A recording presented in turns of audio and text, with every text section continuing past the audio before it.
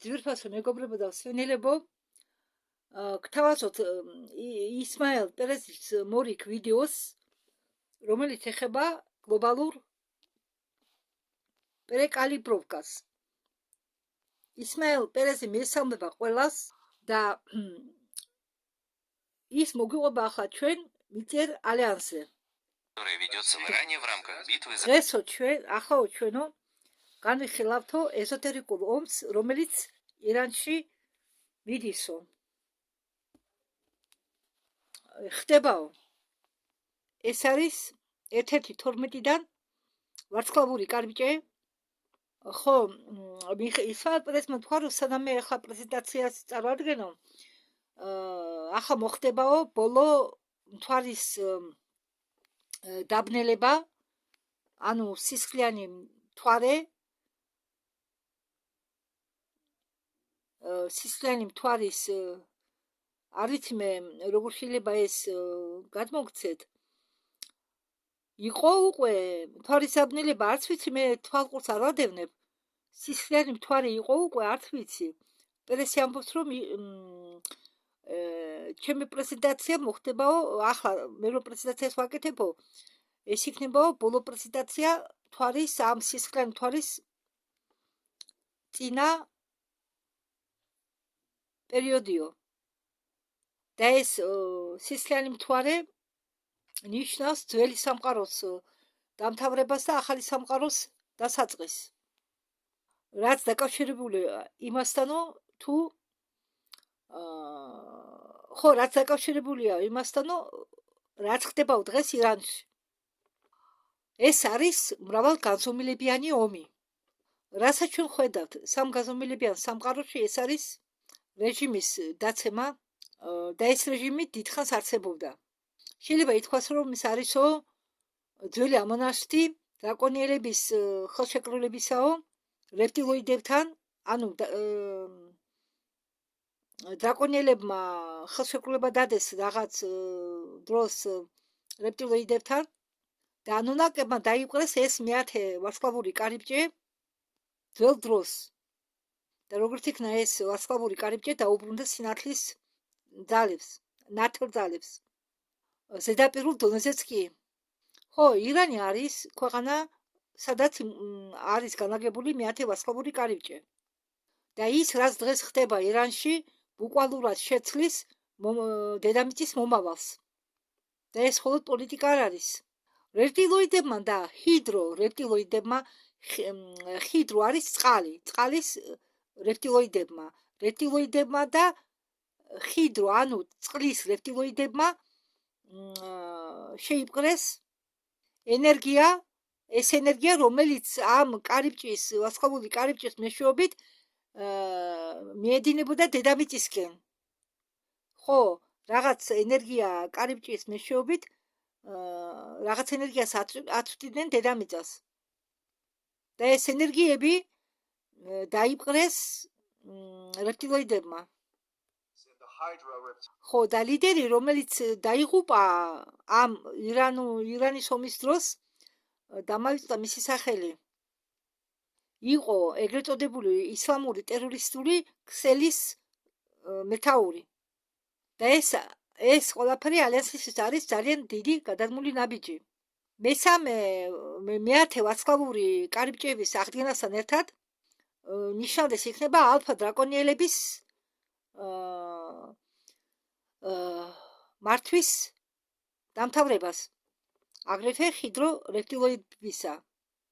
არ ვიცი თქვენ გაგიგონიათო, ოდესმე ჰიდრორეპტილოიდებზე, მე პირველად მესმის, რომ ჰიდრორეპტილოიდები არსებობს და წყლის რეპტილოიდები. მაგრამ ისინი თანამშრომლობდნენ დრაკონიელებთან ერთად, რომლებსაც უნდოდათ ხელისუფლების დათრევა მთელ მარტო დედამიწაზე კი არა, მთელ სამყაროზე მილიონი წლებით. ალიანსის ბრიფინგების თანახმად ის, რაც ხდება ახლა, ეს არის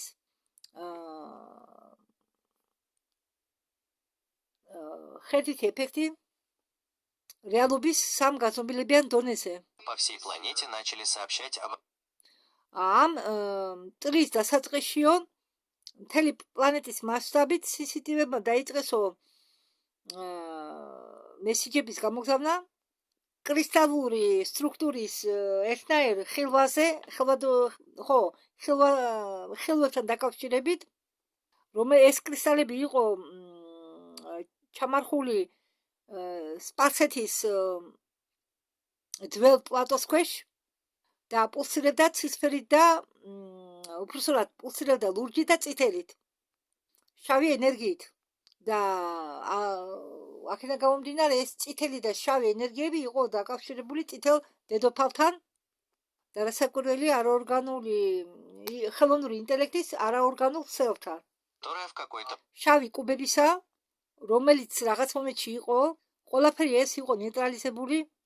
ბოლო ობიექტი, რომელიც იმყოფება ირანში, ახლახან იყო განადგურებული. და ეს ხსნის, თუ ამერიკელი ჯარისკაცები რატომ ანადგურებენ ლიდერებს ადგილზე.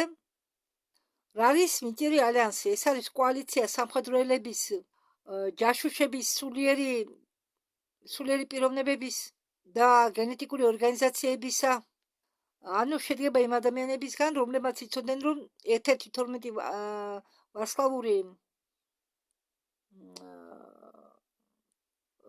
კარიბჭეებისაგან ცნობილია როგორც მეათე კარიბჭე. ირანის მიწისქვეშ არის განლაგებული ერთ-ერთი უძველესი ეფირული მეთაურობა. ხო, თქვენ მე არ შემიძლია, როგორც თქვენ იცით, თუ მისმენთ მე, რომ არსებობს წვრილი დონე, არსებობს ეფირული, ასტრალური, მენტალური და ასე შემდეგ დონეები და ამ ეფირულ დონეზე არის განლაგებული მეთაურობა.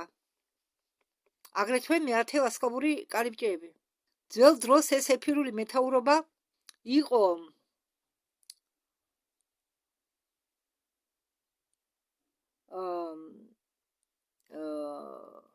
ოკუპირებული სიხშირეები და ამ სიხშირეებს იყენებდნენ ძველი კონფლიქტების დროს ორიონის მონაწილეობით. მართვის, ვისთვისაც ცნობილია გალაქტიკური ისტორია, ომები ორიონის დახმარებით გრძელდებოდა მილიონი წლები. 2026 წელს, როგორც თქვენთვისაც ცნობილი, მზის აქტივობა დაიწყო გაცლიერება და ჩვენ შევაბიჯეთ ფეხი მზის მაქსიმუმის პერიოდში და პლაზმური ტალღები გალაქტიკის ბირთვიდან აგრძელებდნენ ტრანსმუტირებას და ასწორებდნენ გალაქტიკას. ვარსკვლავთა შორისო საბჭომ ეტყობა მხარი დაუჭირეს დედამიწის სრულ განთავისუფლებას. მათ დაიწყეს ჰარმონიული სტაბილიზატორების გადმოცემით პლანეტის მაგნიტოსფეროს მეშვეობით.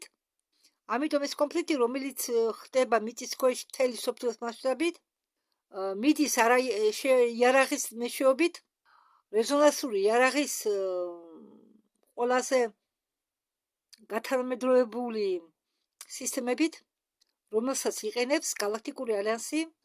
გალაქტიკამ დაეხმარა გაენადგურებიათ საბოლოოდ დრაკონიელების ჯარი ირანის ქვეშ, რომლებიც იყვნენ განლაგებული ირანის ქვეშ. ალიანსმა წარმატებით გაანადგურა კორუმპირებული რეჟიმი ირანში.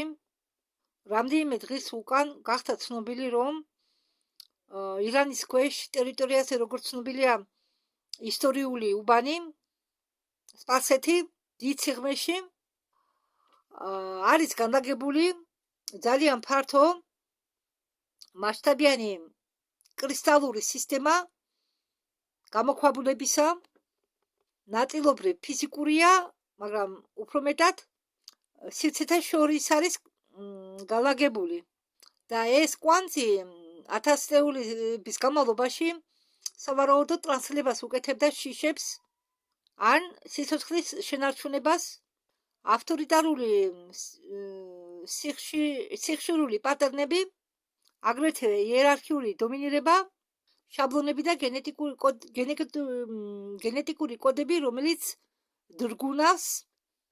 მჭირი ალიანსი მუშაობდა გალაქტიკური წარმომადგენლებთან ერთად, ისე რომ ფიზიკური ფლოტილიის დაფრენა არ იყო საჭირო დედამიწაზე, არამედ ეს ხალათიკური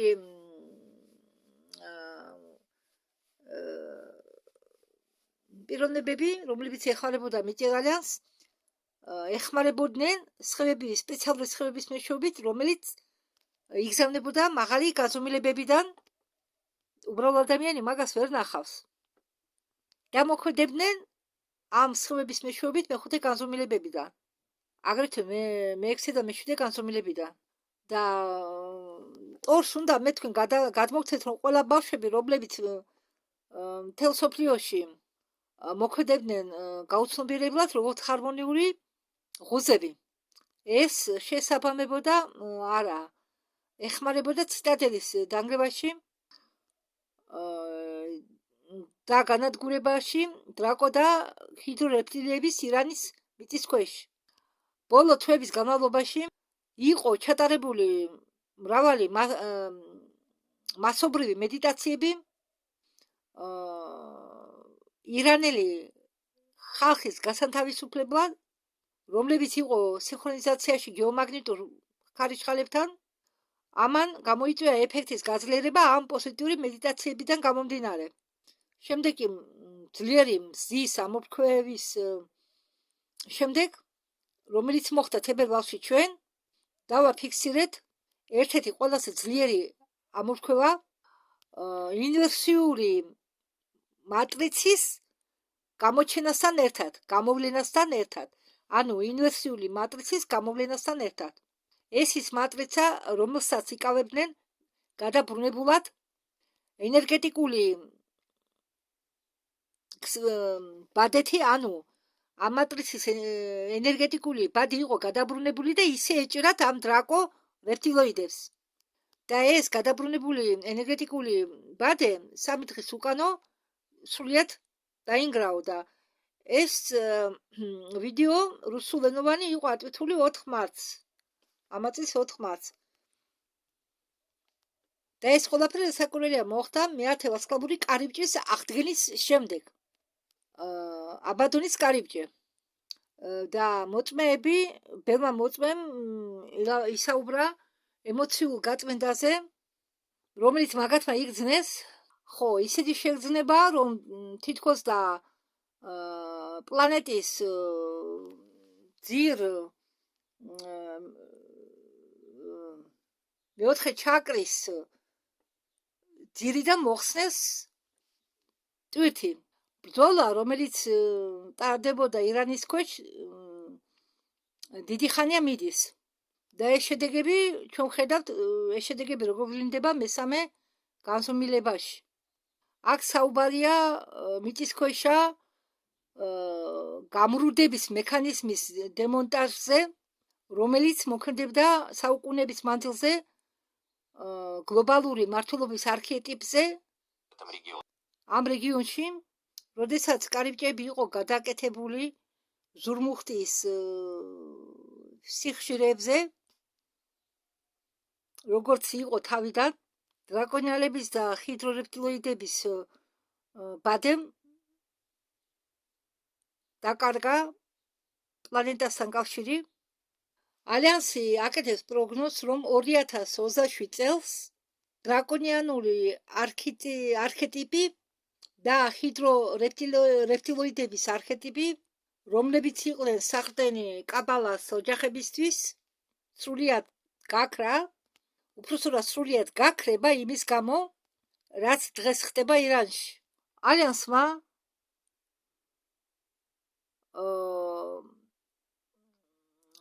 შეაკავა ტექტონიკური ცვლილებები დედამიწაზე, რომლის გააქტიურების მომენტში, გაძლიერების მომენტში შეიძლებოდა მოხდარიყო კატასტროფები. ეს ჩარევა რომ არა, ამ ტექტონიკური პლიტების დამაგრება რომ არა, მთელი მსოფლიოს მასშტაბით მოხდებოდა ყველაზე ძლიერი მიწის ძვრები. ხო, მერწმუნეთ. და ის ადამიანები, რომლებიც ებღაუჭებიან თავის ქონებას, მათგან არც ქონება დარჩებოდა და არც ისინი დარჩებოდნენ, ძალიან ბევრი დაიღუპებოდა. დასაკვირველია, ძლიერი მიწისძვრების დროს ძალიან ბევრი ადამიანი იღუპება. ინგრევა ინფრასტრუქტურა. ახლა წარმოიდგინეთ თქვენ, რატომ ამბობენ, რომ იცხოვრეთ დღევანდელი დღით კი ყველაფერი საჭიროა, მაგრამ პრიორიტეტი უნდა იყოს რა? ჩვენ რომ მოგდებით, ხომ თან ვერაფერს ვერ წავიღეთ, კი, ჩვენ ყველაფერი გვჭირდება, სანამ ვართ ფიზიკურ სხეულში, მაგრამ როდესაც სხეული დაიღუპება, თან რაც წავიღეთ, მხოლოდ ცოდნას. ამიტომ ამბობენ, რომ გამოფხიზდით, გამოდით კომფორტის ზონიდან. აგრეთვე ამ მიწისძვრები რომ მოხდარიყო ძლიერი, მოხდებოდა ცუნამი, მოხდებოდა ვულკანების ამოფრქვევა და მიწიერი ალიანსის დახმარებით, რასაკვირველია, რომლებსაც ხარს უჭერს გალაქტიკური საბჭო, მოხდა ძლიერი კატაკლიზმების თავიდან აცილება. ხო, გალაქტიკური საბჭო კი არა, გალაქტიკური ალიანსის დახმარებით და მიწიერი ალიანსის მეშვეობით. ხო, ახლა ყურადღება გაუჭებულია სოციალურ ქაოსს, რომელიც შეიძლება მოხდეს ამ პერესტროიკასთან დაკავშირებით. დაიწყობა ეს ბრძოლა ირანში დამთავრდა მიწის ქვეშ და გამარჯვება მიიღეს სიარეთის ძალებმა, მაგრამ ბრძოლები ზედაპირზე ირანის ტერიტორიაზე ამერიკული ჯარის მონაწილეობით გაგრძელება კიდე რამდენიმე კვირა მათთვის, ვინც ყურადღებით თვალს ადევნებს ტრამპის მოქმედებებს და უსმენს მის განცხადებებს. 2028 წლისთვის, როდესაც დღევანდელი რეალური მატრიცა, ეს ძველი მატრიცა შეწყვეტავს თავის არსებობას, ეს ნიშნავს, რომ იქნება სრული გაუქმება სიონური ხაზარული მაფიისა და ჩვენ გავხდებით მოწმეები სუვერენული კაცობრიობის ადგენასთან დაკავშირებით. ბავშვები, რომლებიც დაიბადებიან 28 წლიდან, მათ შეიძლება შეამჩნიონ ზოგადად ნევროლოგიური ცვლილებები, რომელიც იქნება გამოწვეული ცნობიერების განვითარებით. ისინი იქნებიან უფრო ემპათიურები, პირველად ისტორიაში მათ ექნებათ განვითარებული ინტუიციური ინტელექტი. კიდევ გავიმეორებ, ინტუიციური ინტელექტი. ყველა ბავშვები, რომლებიც დაებადებიან 27 წლის დასასრულს და 28 წლის დასაწყისში, ასეთ ბავშვებს ექნებათ სრულად განვითარებული ორივე ტვინის ნახევარსფეროები, უბრალოდ ტვინის ორივე ნაწილი, ორივე ნახევარსფეროები, აგრეთვე განვითარებული მაღალი ტვინით. პრეფრონტალური ქერქი ადამიანის ტვინისა იქნება სრულიად აქტივირებული და რეპტილოიდური ტვინი კი იქნება დანგრეული. ჩვენ უფროს თაობას ყველას გვაქვს რეპტილოიდური ტვინი ქვევით. პატარა დიდი არა, მაგრამ პატარა ტვინი დევს ტვინის შიგ. რაღაც ტვინის ნაწილი. და ეს ტვინის ნაწილი, ეს რეპტილოიდური ტვინი არ იქნება, არ იარსებებს ახალდაბადებულ ბავშვებში. ხო, ახლა ჩამოთვალა პერესმა ეს ემპათია, ინტუიტიური ინტელექტი და ენერგეტიკული გრძნობელობა. ეს ექნება 27 წლიდან დაბადებულ ბავშვებს. და ვარსკვლავური კარიბჭეები შეასრულებენ სტაბილიზატორის როლს, როგორც ღუზები. ახლა, როდესაც ენერგეტიკული სისტემა სტაბილური გახდაო, მაგნიტური ვერი დედამიწის ითვლებაო. რამდენიმე თვეების განმავლობაში ჩვენ ვნახავთო კვანტების კავშირსო. ხო, ის ადგილი ირანში, სადაც ახლა მდებარეობს ვარსკვლავური კარიბჭე, გახდა,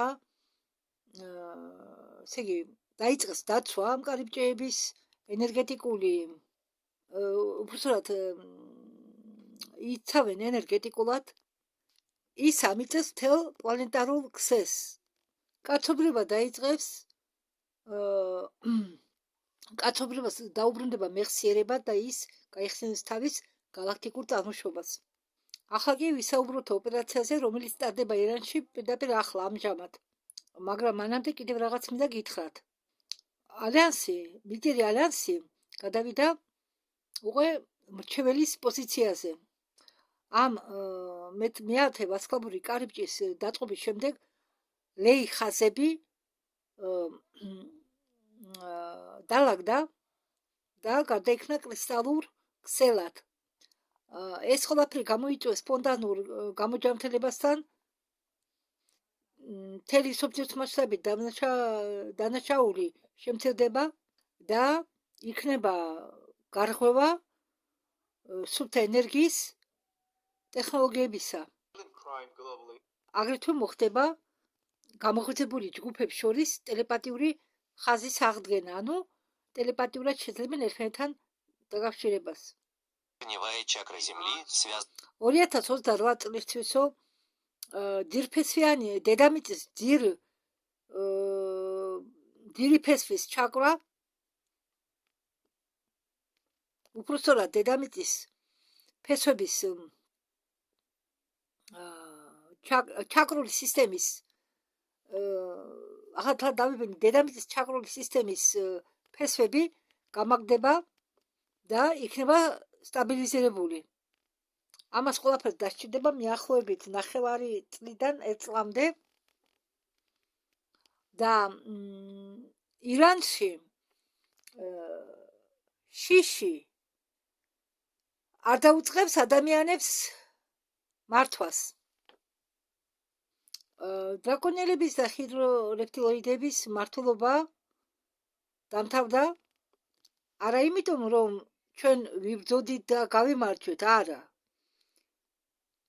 მე მაქვს ნათქვამი ერთ-ერთ ვიდეოში, რომ დრაკონელების გამარჯვება ძალიან დამარცხება უბრალოდ დრაკონელების დამარცხება ძალიან რთულია. რადგან არ მახსოვს რომელ ვიდეოში მაქვს ნათქვამი. ვის აქვს, ვისისაც თარგმნიდი. გონი ეს არის ერთ-ერთი ვიდეო გადათარგმნი მე იმ ბლოგერის. კარგი, რა მნიშვნელობაა? ძალიან რთულია დამარცხება, ძალიან რთული იყო დრაკონელების დამარცხება, რადგან მათ ჰქონდათ ისეთი იარაღი, რომ ვერ მოერეოდნენ და ეს ამ დრაკონელების და ჰიდრორეპტილოიდების დამარცხება მოხდა არა ბრძოლით, არამედ დროის ხაზის კორექტირებით. ანუ დროის ხაზის შეცვლით. და წყალით ირანის მიწის ქვეშ, უდაბნოს ქვეშ პულსირებს სუფთა ფერით, ზურმუხტის ფრად. მოდით ახლა ვისაუბროთ ოპერაციაზე ეპიფური გულის მოსვლა. ეპიჩისკაია იარასტ. ირანული ფლოტი იყო განადგურებული და თუ რამე დარჩა მისგან, იმასაც მოუღეს ბოლო. ეს ოპერაცია ეპიჩისკაია იარასტ, ანუ ეპიკური გაბრაზება, გულის მოყვანა შეიძლება ითქვას. ეს არის ოპერაცია მიმართული იყო იმისთვის, რომ ირანის მთელი სამხედრო ძალა გაენადგურებინათ. იყო მიყენებული დარტყმა იმ ქარხნებზე, სადაც ქმნიდნენ, აკეთებდნენ უпростоრად რაკეტებს, ჭურვებს, აგრეთვე დარტყმა იყო მიყენებული შახტებზე და იყო მიყენებული დარტყმა უპილოტო საფრენ აპარატებზე მთელი ქვეყნის მასშტაბით. ისმახავში, ტიბრისში, ხამში ტეტილები, რომელიც იყო მნიშვნელოვანი, ყველა განადგურდა. ევროპული ბანკები გაერო დიდდებოდნენ ირაკ და ირანს შორის ვაჭრობის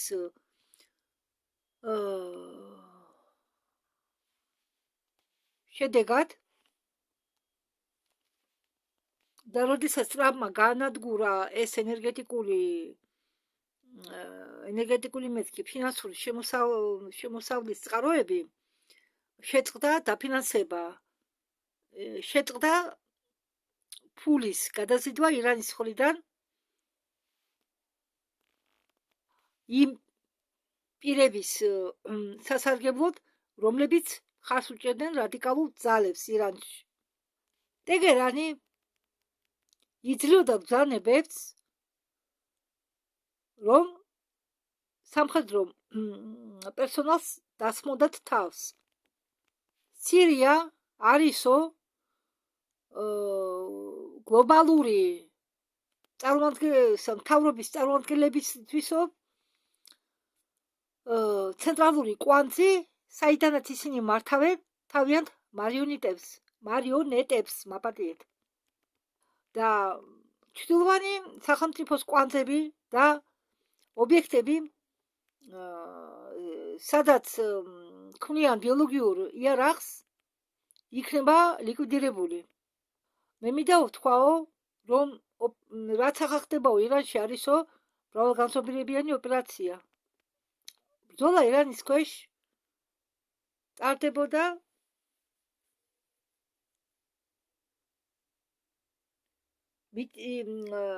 განზომილებათა შორისო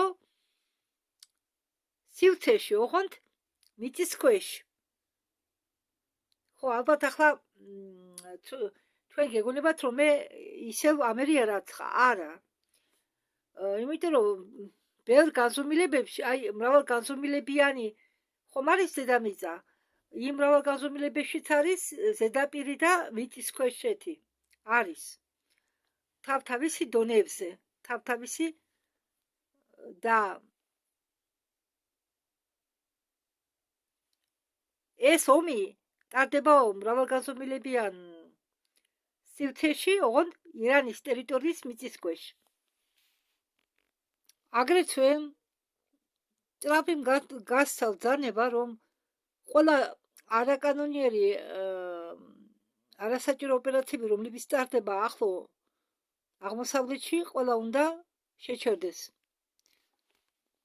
აგრეთვე, როგორც თვლით, ტრამპი ებრძვის ნარკოკარტელებს და ეს ყველაფერი აზარალებს ჩრდილოვან სახელმწიფოს ფინანსების მხრიდან. და ვაჭრობა ამ ნარკოტიკებით ხდება დამასკის გავლით. უпроსტად ტრანსპორტიროვკა ამ ნარკოტიკებზე ხდება დამასკის გავლით და იქიდან მიდის შავ ბაზარზე. და ყველა 490 ქვეყანაო, ამდენი ქვეყანა არსებობს, რომელიც შედის ამ ალიანსში, მხარს უჭერსო ამერიკას. ერთი ჯგუფი აყენებს დარტყმას დამასკის ენერგო სისტემაზე, იმისთვის რომ გაითიშოს ელექტროენერგია. მეორე ჯგუფი ან აგზავნის, ან უკვე გააგზავნა საზღვაო ქვეითებს ვალენტის ბიოლაბორატორიების დასაპრობად, რადგან იქ ლაბორატორიაში ბევრი ვირუსი და ბევრი დაავადება იქნებოდა და მათ აქვენ დავალებული, რომ ეს ყველა აგენტები, ეს ვირუსები ჩაიგდონ ხელში დაუზიანებლად, რომ არ დაზიანდეს ვირუსები. და ის ფაბრიკები, იქნი ხო ფაბრიკებს ხმარობენ, რაღაც ხელსაწყოებს, სადაც ამრავლებენ ამ ბიოლოგიურ იარაღს, ამას ქვია ბიოლოგიური იარაღი. მესამე ჯგუფი დაიპყრობს ნავთობის სტრუქტურებს, რომლებიც ეკუთვნის ჩინურ კომპანიებს და აგრეთვე ტრამპმა გასცავ ბრძანება გაანადგურონ დამქირავებლები, ხო სახელი თქვა და მე ვერ გავიგე, რომლებსაც ქირავდნენ რაღაც დავალებებისთვის. ხო, მათ შორის ასადის ბანკირებს იცავენ და იცავენ ასადის ბუნკერებს და ისინი ფინანსირდება ვატიკანის ანგარიშებიდან. სპეცსამსახურები თვალს ადევნებენ აგენტებს, ინფორმატორებს და მათ ლიკვიდაციას უკეთებენ. აგრეთვე თურმე ირანის ხელოვნური ინტელექტი მალავდა ინფორმაციას, ანუ ხელოვნურ ინტელექტს ჰქონდა გასაიდუმლოებული ხელშეკრულება ასად და პირველი პუტინს შორის, რომელიც იყო დაკავშირებული რუსეთის ნავთობთან. მერე ხომ პირველი პუტინი მოკლეს და ეს მისი ორეულია. ტრამპმა მოითხოვა, რომ მოეხსნა დაცვა იმ პიროვნებებზე, რომლებიც სირიაში ქმნიან ქაოსს. ეს ოპერაცია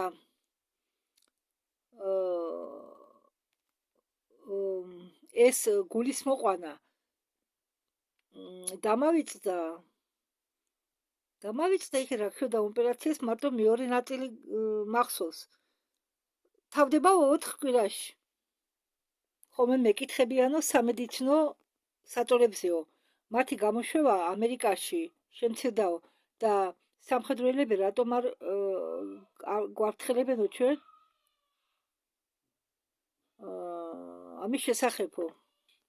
როგორც მეკითხარით, ერთ-ერთ ვიდეოში კრასნოდარში ასულმატყო უბრალოდ ვლადიმირმა კრასნოდარში დაიწყეს სამედიცინო ლოგინების გამოშვება. კი, ახლაო ჯერჯერობით შეამცირეს სამედიცინო ლოგინების გამოშვება ამერიკაშიო სამხედროელებმა, მაგრამ მომავლისაო აპირებენო ცენტრების გახსნას და ყოველ ცენტრს ექნებაო ორ-ორი სამედიცინო საწოლი. და პირველ რიგში თვითონ ამ სამედიცინო ლოგინებთან ექნება ხნიერ და მოხუც ადამიანებს. და ამ ჩრდილოვან სახელმწიფოს ჰქონდა გეგმაში თავიდან მოეცილებინათ ეს ასაკში მყოფი და მოხუცი ადამიანები. გეგმავდნენ ამას. და საბედნიეროდ ეს არ მოხდაო, არ გამოუვიდათ. როდესაც 2019-ში დაიწყო იქ ის დავადება, ახლა სახელს არ ვიტყვი, კუთი რო იწყება. გვირგვინს რო გავს. გვირგვინას რო ითარგმნება რუსული და მაშინ ჰქონდა დაგეგმილი ჩრდილოეთ სახელმწიფოს გაენადგურებინათ ასაკში მყოფი ადამიანები. ხო, მაგრამ ამ ვირუსმა არ გაამართლა. ხო, მაგრამ სამწუხაროდ ბევრი ხნიერი და მოხუცი ადამიანები უბრალოდ მოხუც და ხნიერ ადამიანებს ემართებოდათ ინსულტი, ინფარქტი, ტრომბოზები, მაგრამ მათი გეგმა იყო, შედგებოდა შემდგომში, რომ მოსახლეობის ნახევარი უნდა გაენადგურებინა ამ ვირუსს. ხო და ამიტომ, როდესაც სამედიცინო ლოგინები გავრცელდებაო და ეს გახდება ჩვეულებრივი ამბავი, პირველ რიგში ყურადღებას მიაქცევენო ამ ხალხს. იმისთვის, რომ დაეხმარონ ჯანმრთელობის აღდგენაში, რომლებიც დაზარავდნენ ამ ვირუსისგან და პრივივკებისგან, ნევსისგან. შემდეგ ვეტერანები და შემდეგ დანარჩენები. აქ იგულისხმება ვეტერანები, ვინც მონაწილეობდა კოსმოსურ საიდუმლო პროგრამებში. და კიდევ მედიცინა ისე განვითარდება, რომ უთმოთ არც ერთი მამაკაცი არ ივლის, ვინც დაკარგა თმები, ყველა მამაკაცს ამოვა ახალი თმები. იმ ადამიანებს, რომლესაც პრობლემა აქვს მხედველობასთან, ასტიგმატიზმი, აღუდგება მხედველობა. მაგალითად, ვისაც აქვს აუტიზმი, არც გეიმერის დაავადება და ასე შემდეგ, ყველა ისინი გამოჯამრთელდება. შიში წეს დაბლა კოლექტიურ სიხშირეს, რომ გაიძახიან მესამე სამამულო ომიო. ამ მესამე სამამულო ომს მხოლოდ ფიზიკურ დონეზე კი არ ექნება არასასურველი შედეგები, არამედ ამ მესამე სამამულო ომს ექნება ენერგეტიკულ დონეზე ძალიან არასასურველი შედეგები. და ეს მესამე სამამულო ომი, მაგალითად თუ დაუშვეს, კაცობრიობას მიამბავს კრახისკენ. ხო, აწი ისმაელს მოუწეს კითხვებზე პასუხი, მაგრამ მე ამაზე შევჩერდები, იმიტომ რომ ადგილიც არ მაქვს. მალე გამიჩიჩება მეხსიერებაში ადგილი, ტელეფონის მეხსიერებაში და დროებით ეს ვიდეო მე ჩავწერე ინტერნეტის გათიშვის შემდეგ წინასწარ მოვამზადე, რომ უცებ ავტვირთო.